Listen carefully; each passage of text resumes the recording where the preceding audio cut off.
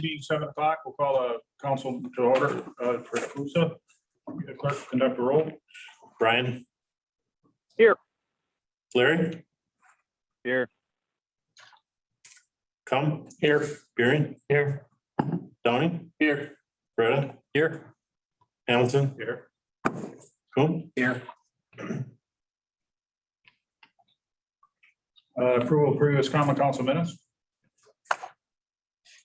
Motion. I'll make a motion. Second. Motion and second to approve the previous common council minutes as presented. All those in favor? Aye. Opposed? Motion carried. Treasurer's report. Motion approved. Motion to. Second.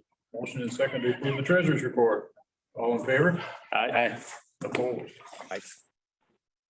Motion carried. Sorry, guys, I forgot you were up there. One thing I want to explain, the mayor couldn't make it tonight because his airplanes weren't making it to where they were supposed to be to pick him up, so he's regrets that he isn't here, but he will be in town shortly. Citizens forum, we have a 10-minute limit. Got a few people. I was here a while back. We just talked, Rick and I talked. I live at 122 Fairview. Me on at 120. Mike Zerflu owns the building or the house. He's been on their case about cleaning it up. It's getting worse and worse and worse. I just took a couple pictures on my phone if you want to see it. I just want to know what's going on, why are we going to get this cleaned up around there? And I just had been talking to Rick. He says they're working on it.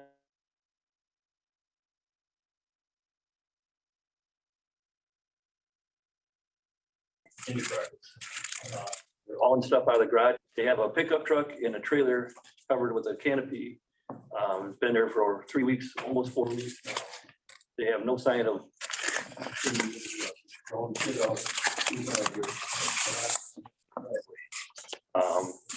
Actually, it's going to get to the point where the health department's going to have to come down pretty soon for the stuff that they're throwing out there. And I talked to a couple of the cops. They don't really give me any insight on anything. So I'm just wondering what you guys can do, because I mean, my dad and I drive around on a side by side. There's a few places like this in town, but not as bad. It's disgusting living next to this place. You look at my house, well, it's my dad and my house. We don't have anything in the yard. Everything is clean. All the neighborhood is clean. Actually, my cousin from California came this past weekend, and he looked at it and he said, "How can you live next to this thing?" That was embarrassing. So I'm asking what we can do. I don't want to take too much of your time, but it's not getting any better. It's getting worse. So that's all I got to say. Just as a report, I know the police were involved at one time, and I don't know exactly where the police department's at on it. The person that lives there did call up for one of our 2-yard dumpsters that we rent. And he does have a 2-yard dumpster at the house. And all I know is that he's filling it up with some stuff from the house, and we are dumping it 1 to 2 times a week. So that's all I know that's going on right now from the public works end. But why can't we get them to keep the stuff in the garage instead of throwing it out on the driveway? And that usually something where the police get involved. I mean, from the public works side, we use I'm them. not getting any results from the police. That's why I'm here. Well, after tonight's meeting, I'll get a hold of the chief and see if there's something we can do and get this moving along a little more. I mean, just drive by the place. I mean, you can't miss it. And the truck and trailer, like I say, it's been sitting there over 3 weeks, almost 4 weeks now. So they're not making any attempt to take care of that part of it, And the truck and trailer are maxed out. I hate to see them even drive down the road with that the way it is, because someone's going to get hurt on that. But it's just, I'm not seeing any progress, I guess. All right. And like I say, it's disgusting living next to it. All right, thank you. You bet. Anyone else? Okay, we'll move on to Mr. Brad. Oh, I'm sorry. Oh, I'm sorry. To the right here. Before Scott even moved there, other neighbors called in about the same person. Okay, just to back Scott up, before you moved into your dad's house, it's been ongoing for years. Okay, so it's just not Scott, it's been other neighbors, and they just kind of gave up because they felt nothing's getting done. Okay, And there's police reports on that too.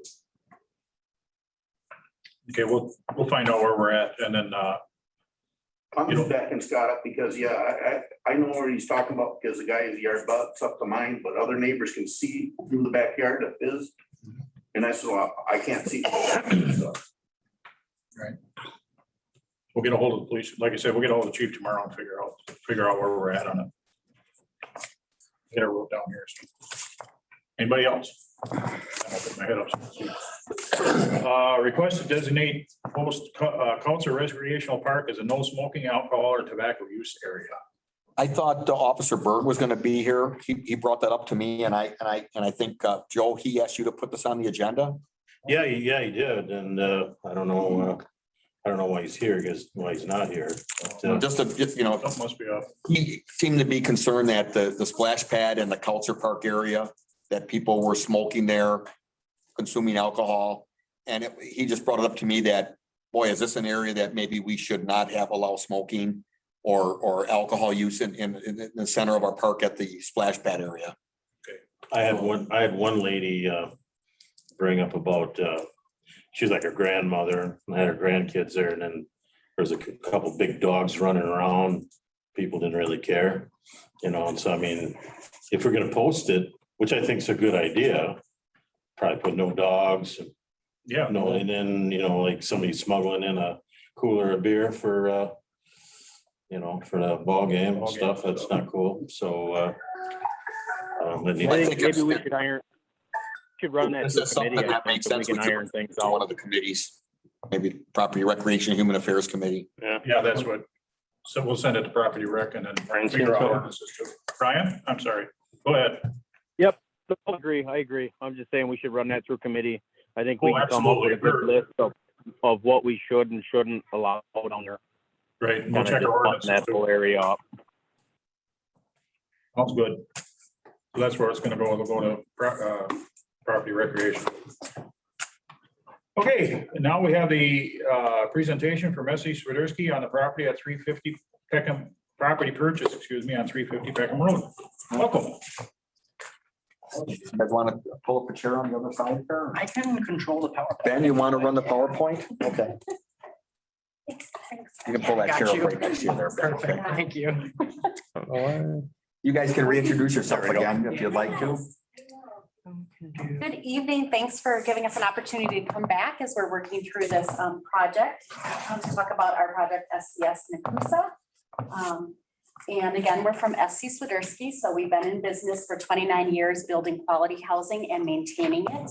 And we are a Wisconsin company, so we just like to make sure that everybody knows who we are, and hopefully you have a chance to look into us and what we call the SCS difference, which is the service we provide on our site. So we build great properties and we take very good care of them.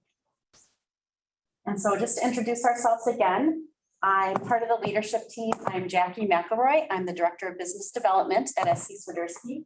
And then the rest of our leadership team, we have Nathaniel, Carrie, and Tom representing the different areas. So our property management and also construction team. I'm Courtney Wolf. I'm the development administrator, and we have Ben here as well. He's a development assistant. And then there's the rest of our team. So we just kind of wanted to go over the 2021 development timeline. We've made incredible strides, as you can see by all the check marks. Currently, we are working on the developers agreement and offer to purchase negotiations, which we are speaking about tonight. And then ideally, once the offer to purchase is accepted, we would enter into our due diligence period. And it's about a year long. And that would allow us to contract for engineering, order title work. We would anticipate engineering be completed, weather permitting, obviously, by around October and November. And then we would really appreciate if we could possibly start the rezoning process this winter. It's just something that's easy to do in the winter. It's not weather dependent.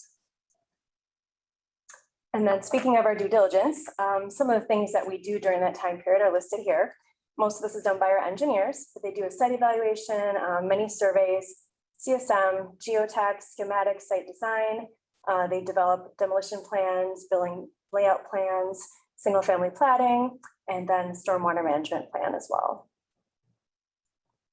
And with the city timeline, these are just some of the things that we've already discussed with everyone. The phase 1 environmental report, we've talked about that being done this year. We're already in negotiations, as you see. Wetland delineation report, our last discussion, that would be with Star Environmental, hopefully sometime this fall. I think October is the cutoff they have for those, as you already know.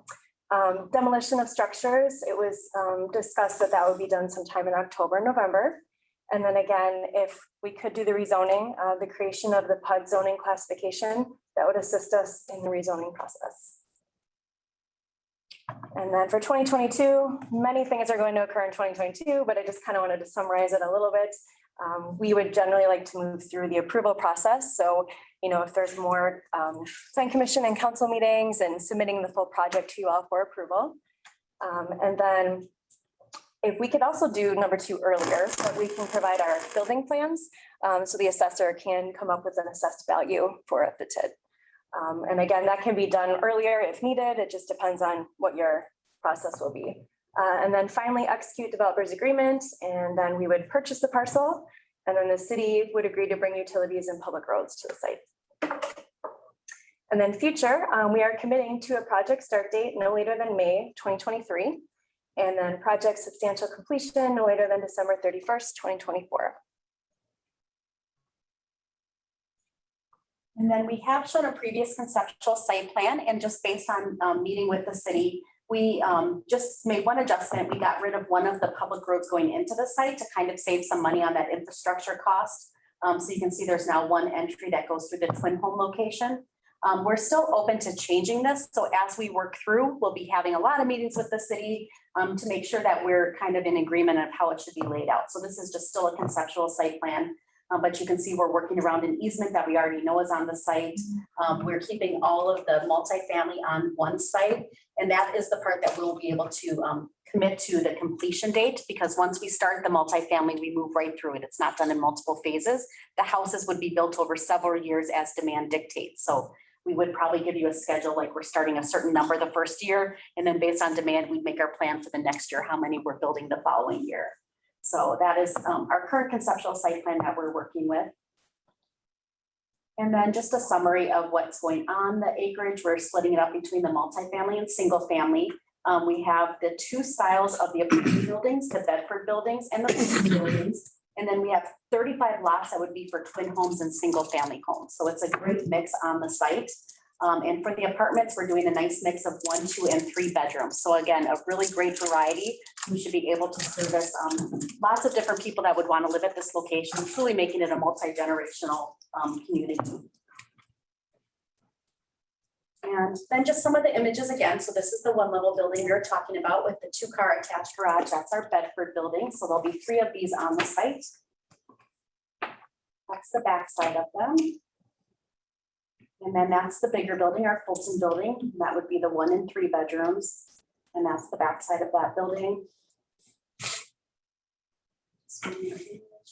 And then that building comes in configurations of 1, 2, and 3 bedrooms. So we'll have one of the buildings will be all 2 bedrooms and the other building will be the 1 and 3 configuration. And again, I think we explained last time our all-inclusive rent rates. So on the apartments, heat, water, sewer, cable, Wi-Fi, trash, snow removal, and lawn care are all included. So they just would have their electric payment, but the heat is truly included in the rent rate. It's a hydronic heating system. So it's not a trick that some of our competitors do when they say heat's included, but then you actually have an electric bill that is running your heat. So you have nice inclusive rent rates.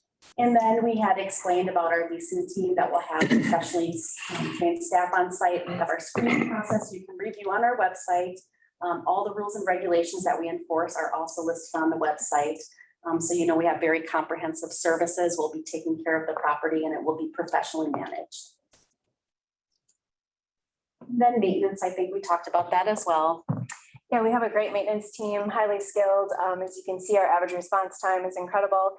We keep all of our buildings in our portfolio, so it's very important for us to keep the buildings looking nice and take care of them because it is going to be something that we keep long-term. And then I think since we came out last time, we finished some of our building plans for the houses. So we're showing some of those. We have a website up now. It's scswiderskihomes.com. So we'll be introducing all the houses on there. But there's a few of the floor plans, and you can see we have a variety of 2 stories, 1 story, split entry homes. So we'll have a lot of great options on this site. And even within each building, there are several variations. Of course, you can add a 3-car garage if you want. We can finish more of the basement, leave the basement unfinished. The exteriors will have lots of options. So we have those all on our website. So you can kind of see some of the variety of the homes we'll be providing. And they start anywhere from 1,300 square feet above ground up to 1,800 square feet above ground. So it's a nice variety in sizes as well. So those are some of the ones we just finished. And then again, some of our other locations, if you want to check out some of our other sites to see how we maintain them, we just have those listed for you as well. And the references, you can always check on other cities that we work with and have come back to numerous times. So we just wanted to kind of, again, reintroduce ourselves. It's been a few months and let you know of the progress, but we really are moving quite well through this planning period. We know it's sometimes hard for people to understand that very long due diligence period, but hopefully that clears it up, that it is part of our regular planning and it does take that long to get through those steps. But that also allows you time to do your planning as well with the roads for the public roads that will be on the single family site. Thank you. Thank you. Thank you for having us again. Have we got any questions? Council? All right, thank you very much. Thanks for attending tonight. Giving us an update. Thank you. You're in the bar. Thank you. All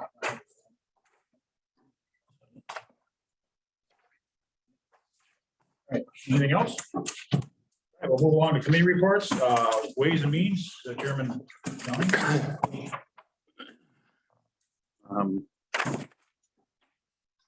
Make a motion to accept the minutes as written for the Ways and Means Committee meeting. We have a motion and second to approve the minutes, Ways and Means Committee minutes from August 10th. All in favor, say aye. Aye. Aye. Aye. Opposed? Motion carried. Ways and Means Committee meeting was held on Tuesday, August 10th, 2021 at 6:30 PM in the council chambers at City Hall. Members present were Dan Downing, Chairman, Curtis Breda, Secretary, Adam Beering, Garrett Kuhn.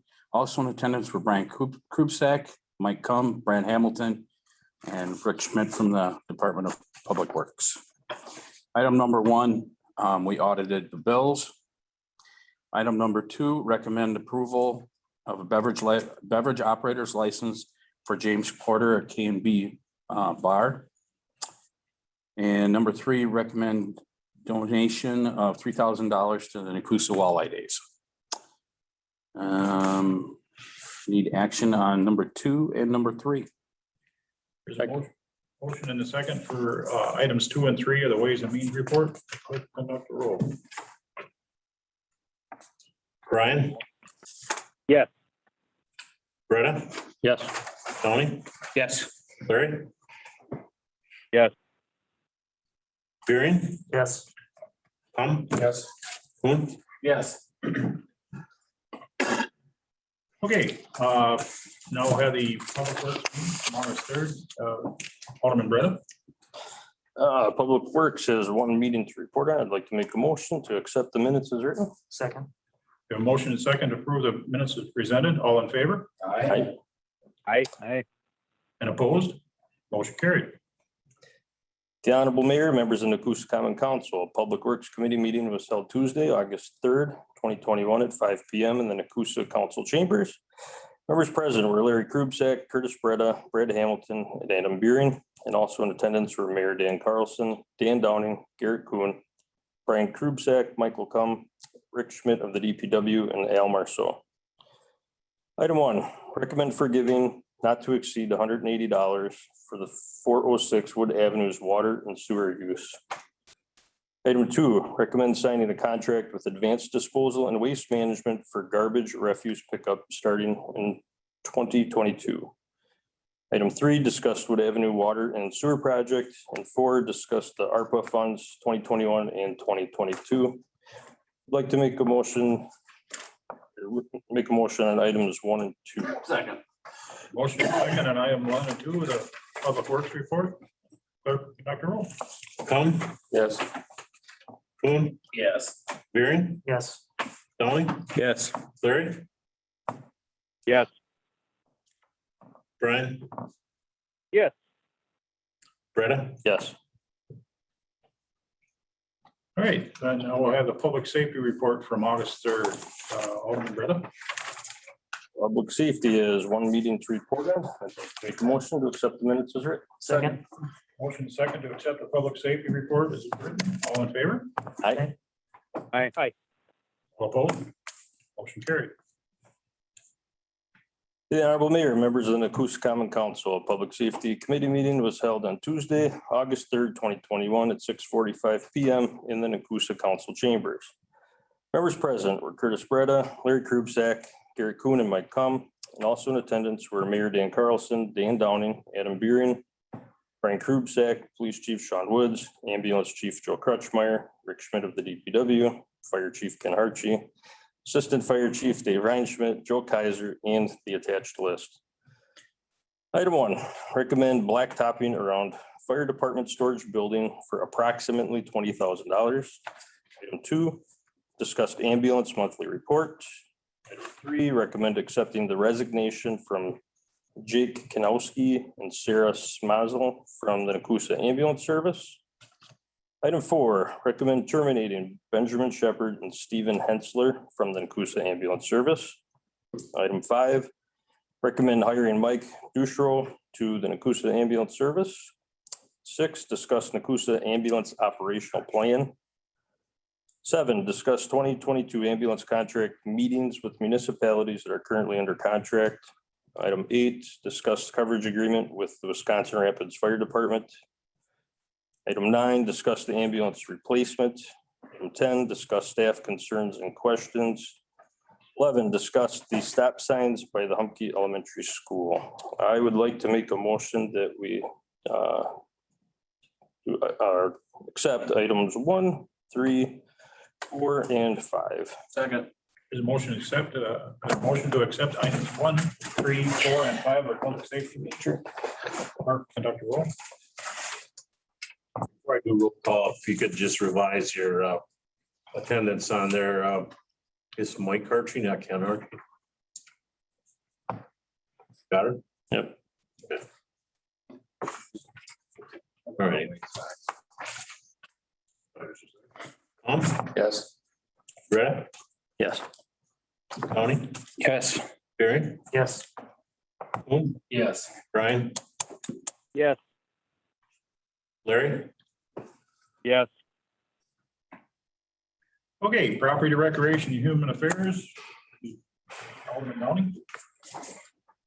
I make a motion to accept the minutes of the Property and Recreation and Human Affairs meeting. Motion second to accept a printed report of the Property Recreation and Human Affairs Committee. All in favor? Aye. Aye. All opposed? Motion carried. To the Honorable Mayor and members of the city or Nekoosa Common Council. A Property and Recreation and Human Affairs Committee meeting was held on Tuesday, August 3rd, 2021 at 5:30 PM in the Nekoosa Council Chambers. Members present were Brian Krubsack, Dan Downing, Garrett Kuhn, Mike Cum.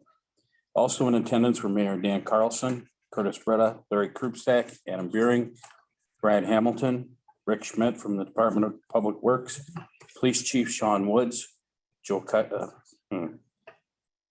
Kaiser, Ambulance Chief Joe Crutchmeyer, Josh Colo from the Nekoosa Police Department, Jeremy Phillips from GEC, Mark Jankowski from GEC, Terry Kefner, Bonnie Skirvin, Eileen Larson, and Al Marco and James Pasna.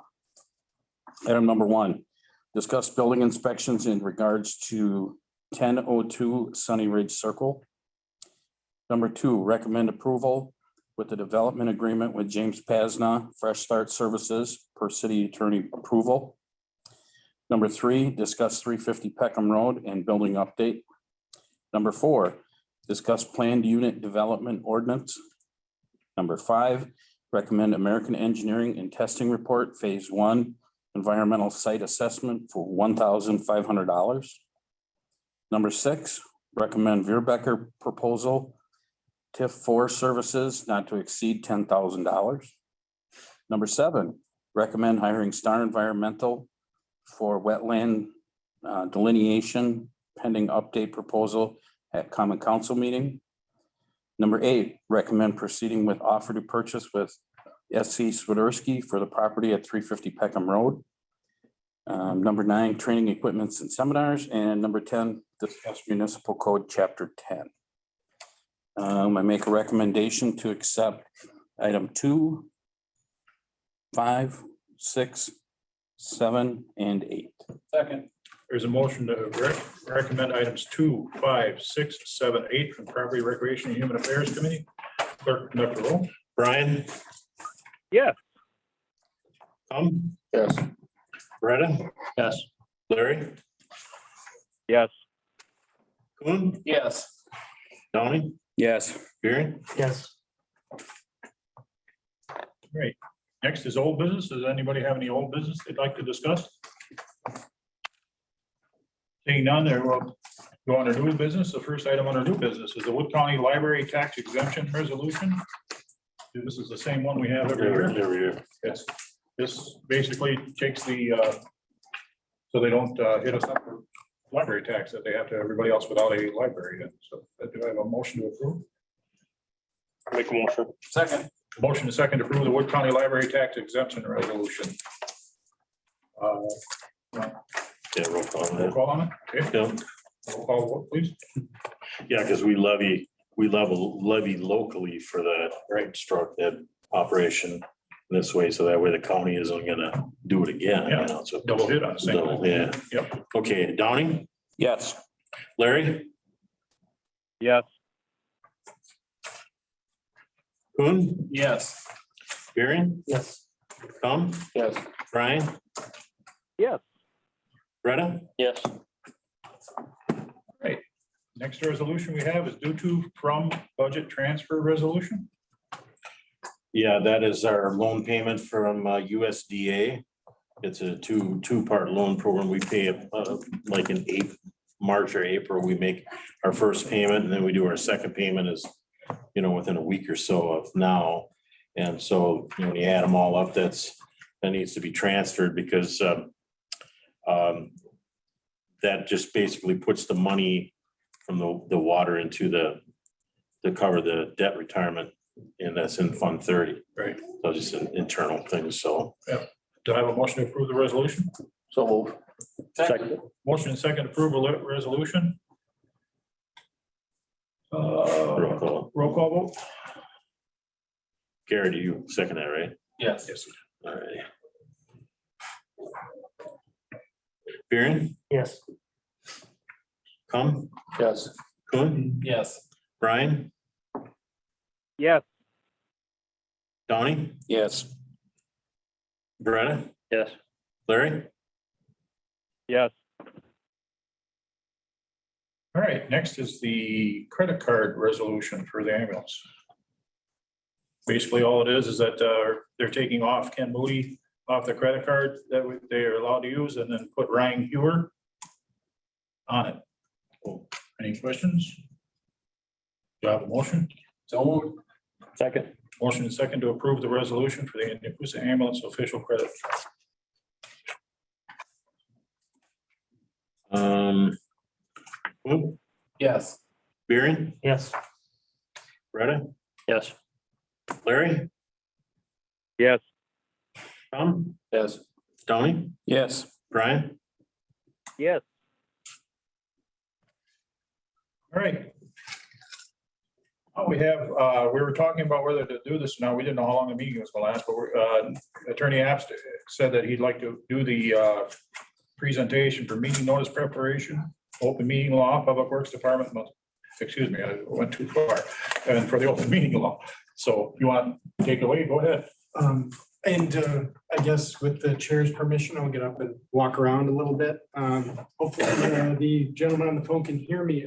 Chief Woods had suggested that I give a presentation like this.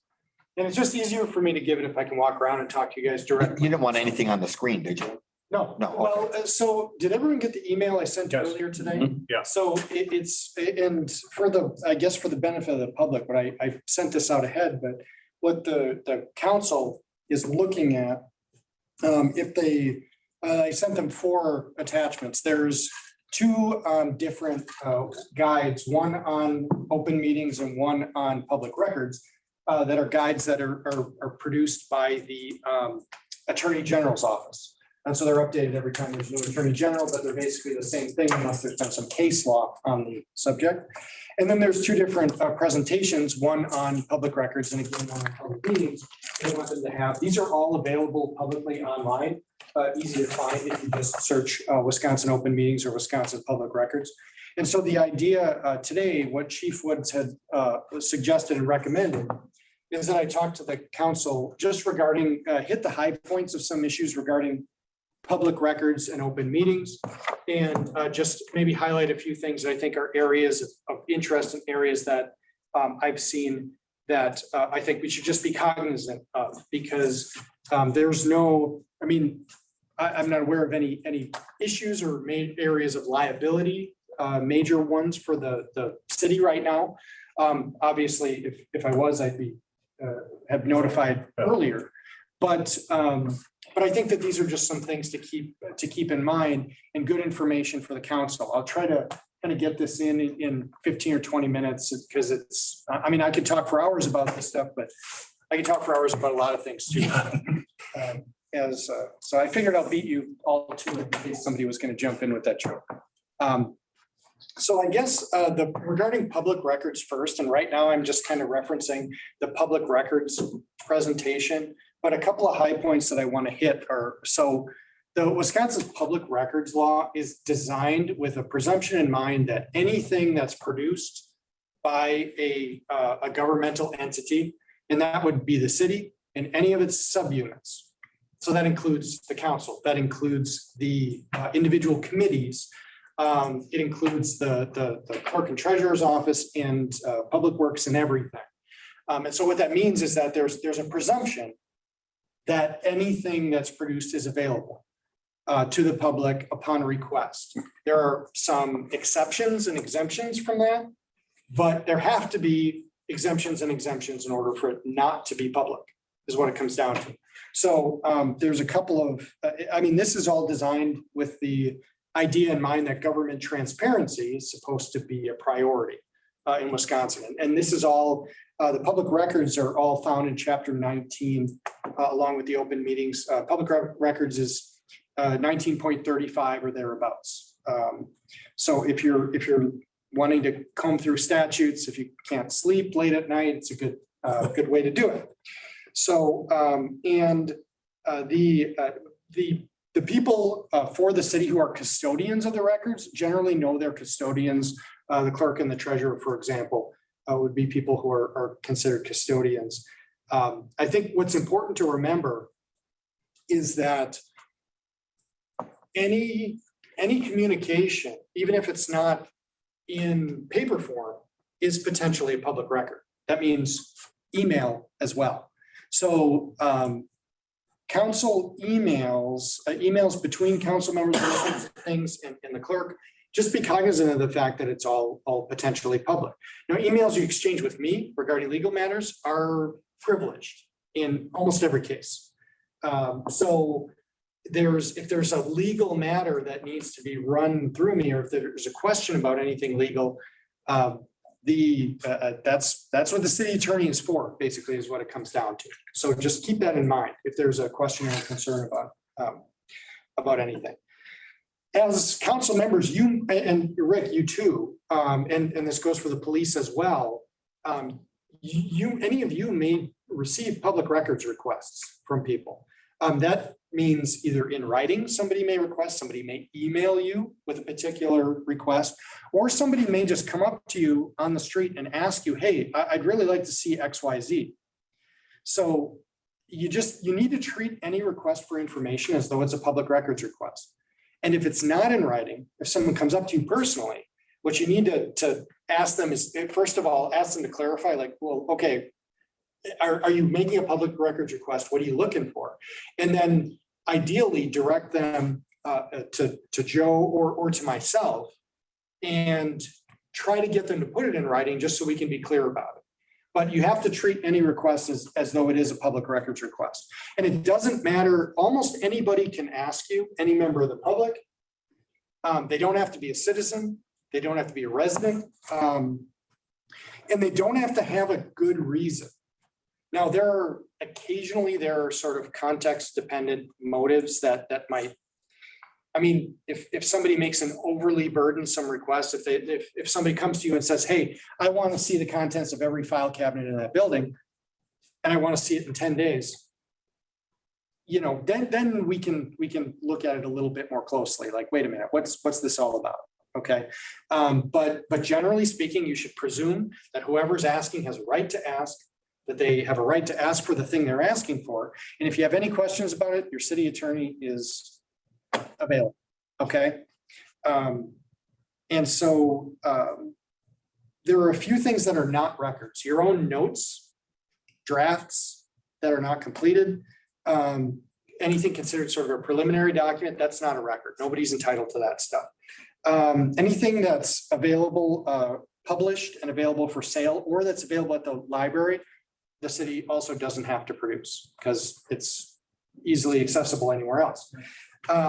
Anything that's your personal property or your personal communications are theoretically none of that is subject to public record. But if you're making personal communications on the city communications through your city email and all that, it may get caught up in and have to be produced. So don't do that. Just generally speaking, personal communications through personal email. Some embarrassing stuff has been produced over the years, not by the city, but in various other. I can tell you stories, but I don't talk about it. And then anything that is a copyright or a patent or anything like that. So if we have any material, say from a contractor that's covered by that, we don't have to produce that. But again, I'd suggest just asking me. Basically, anything that's not covered by what I just talked about, again, should be presumed to be a record.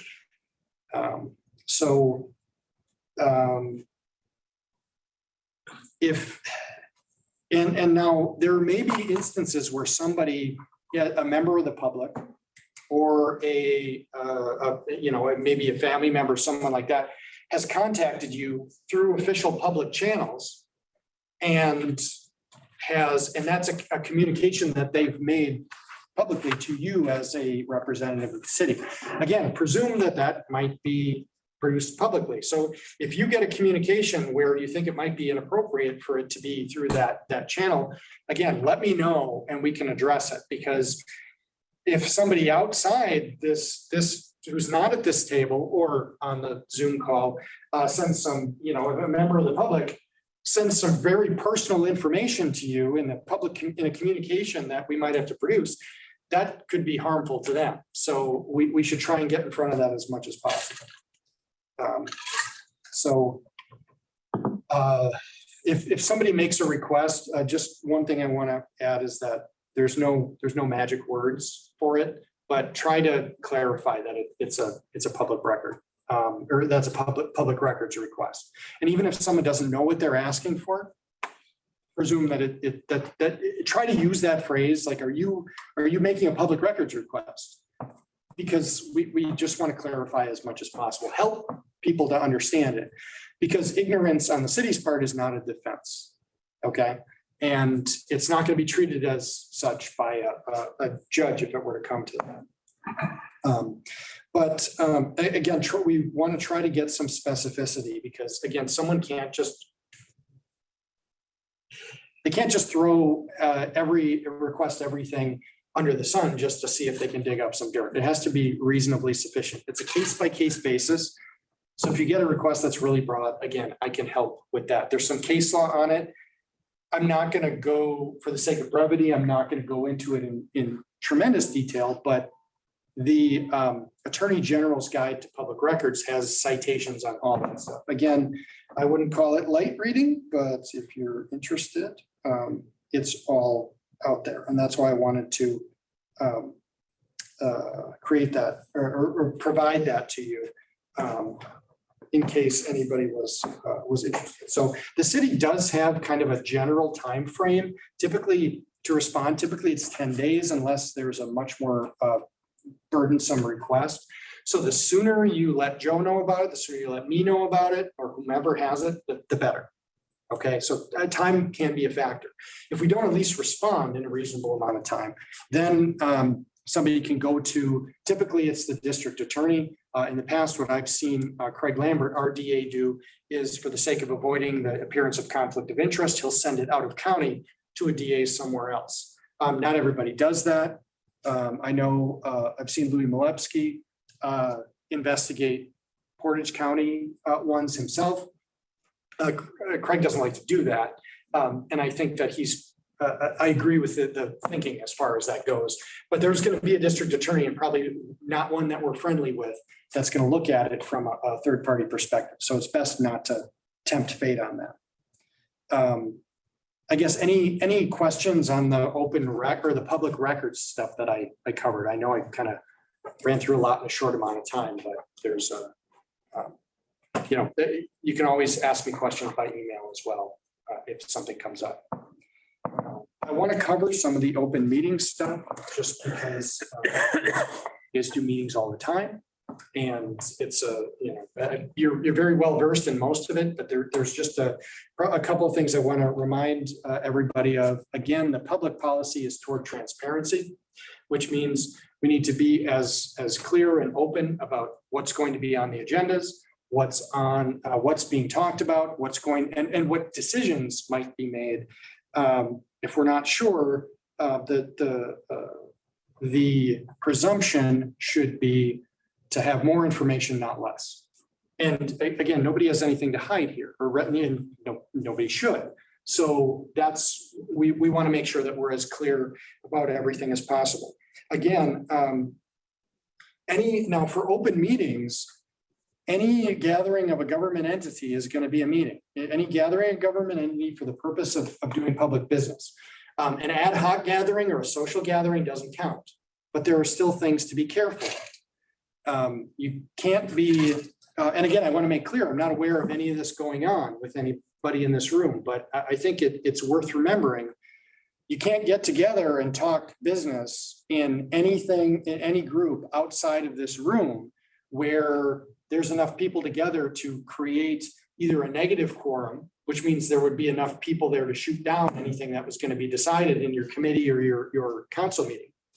Or a walking quorum where it's enough people to actually have a quorum there. That's again, just out and about. The appearance of impropriety sometimes is just as important as the actual impropriety. So just make sure that you're cognizant of that, because somebody could see, 3 or 4 of you guys together somewhere. And if you're talking about council matters or city matters, then that's a meeting. And it should be noticed. Now, obviously it wasn't. So just something very, it's something that, again, the appearance is just as critical as following the actual law, because it's confidence, the public's confidence that you want to maintain. I think in general, it's been I've never heard even a whisper of it from here in Nekoosa. Like to keep it that way everywhere I go. Yes. So a couple of other just minor things I want to mention. When you're having committee meetings, this is something that is asked about from time to time. And I know I've talked to Peter Castenholz, the county attorney, about it. We've dealt with it in a couple of other municipalities. When you have committee meetings, it's other council members can be there.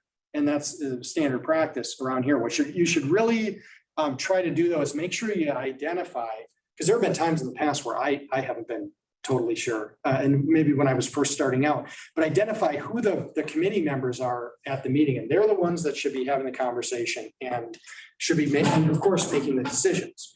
And that's not just the votes, but like the substantive conversation about what's going to be decided. So that otherwise it can be misconstrued as a council meeting, like, or a de facto council meeting.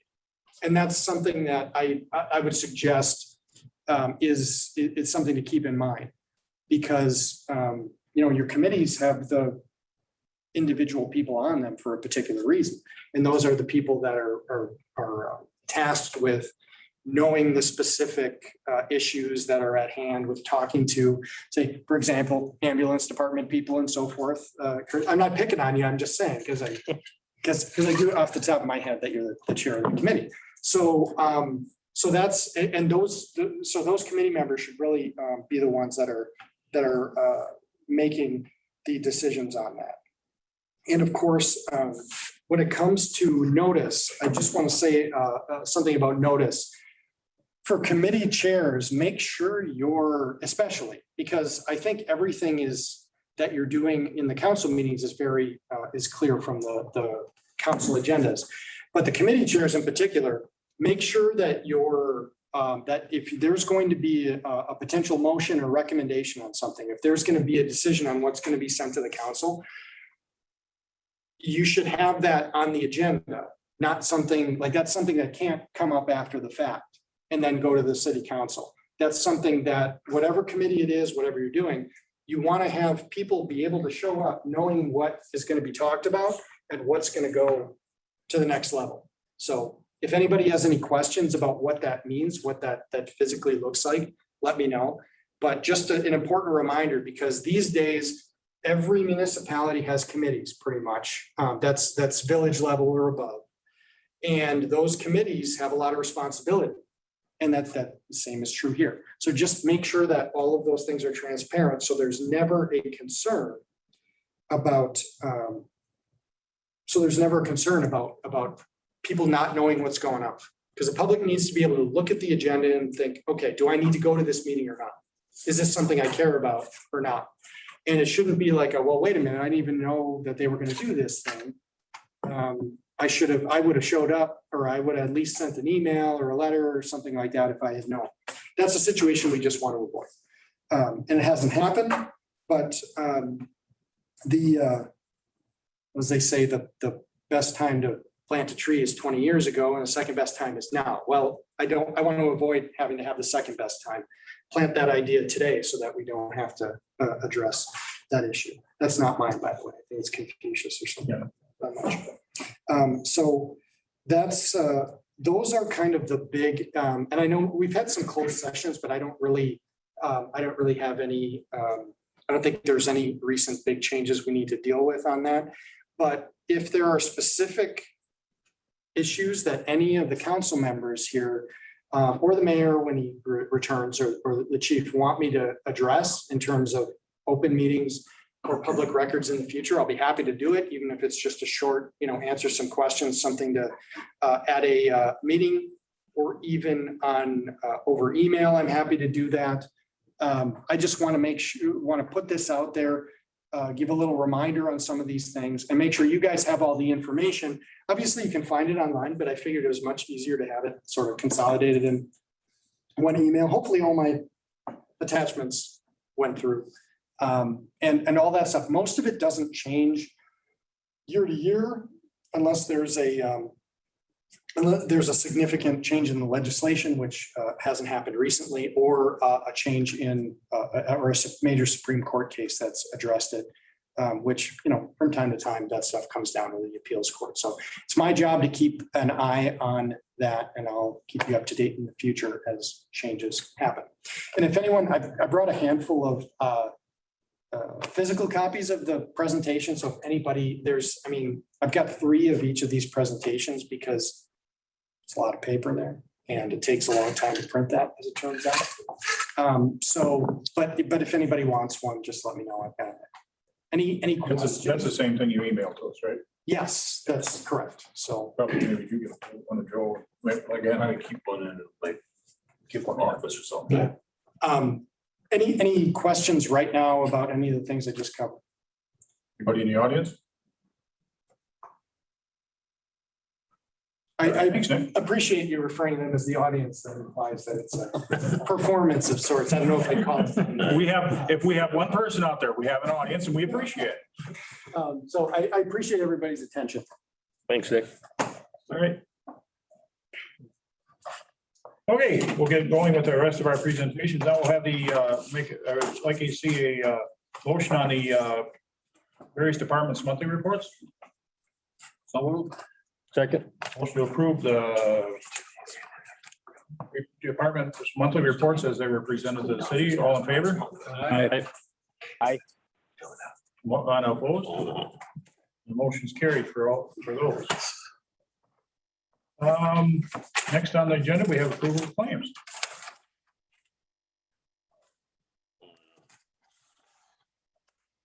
Try to plug up my, No, we do what we can. We do what we can. we had the three bill lists. Mayor, 800. Council, 910, that was for 2 meetings. Property rec, 250. Public safety, 250. Airport commission, 55. Public works, 250. And we had ways and means, $250. Can I get a motion on claims? Motion to approve the claims as presented. Second. Motion and second to approve the claims as presented. And a roll call vote. Brian, Yes. Bretta, Yes. Tom, Yes. Larry, That was a yes. what was it? Yeah, it was- yeah. Okay. Beering, Yes. Downing, Yes. Kuhn, Yes. All right, we have any other issues that provided by law? Anything, you have anything? Okay, can I get a motion to adjourn? So moved. Second. Motion second to adjourn. All those in favor? Opposed? Motion carried. We're adjourned. Thank you, everybody. Have a good one, guys. Can I make a motion after the fact?